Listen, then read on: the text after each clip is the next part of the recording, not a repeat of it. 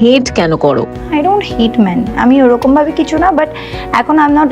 দর্শক, ঢাকায় সিনেমার মেগাস্টার শাকিব খানের বহুল আলোচিত সিনেমা সোলজার নিয়ে দর্শকদের মধ্যে উত্তেজনার তুঙ্গে। তার মধ্যে চলে আসলো বড় একটি আপডেট। হ্যাঁ দর্শক, আপনারা জানলে অবাক হবেন যে এই সিনেমার একটি জমকালো আইটেম গানের মধ্যে দেখা যাবে শাকিব খানের পাশে আলিয়া ভাটকে।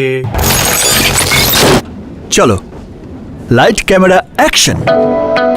এই খবরটি সোশ্যাল মিডিয়ায় প্রকাশ হতে রেগে ফেটে পড়লেন উপার বাংলার জনপ্রিয় অভিনেত্রী মধুমিতা সরকার। আমি যেদিনকে আর্যের মতো আমাকে ওরকম সিন করতে হবে বা বলতে হবে, খুব তিনি সোশ্যাল মিডিয়ায় শাকিব খানকে উদ্দেশ্য করে বললেন, শাকিব এইটা তুই কি করলি, আমার সাথে বেইমানি করলি, এইটা আমি কখনোই মেনে নিব না, তোর পাশে আলিয়া ভাটকে।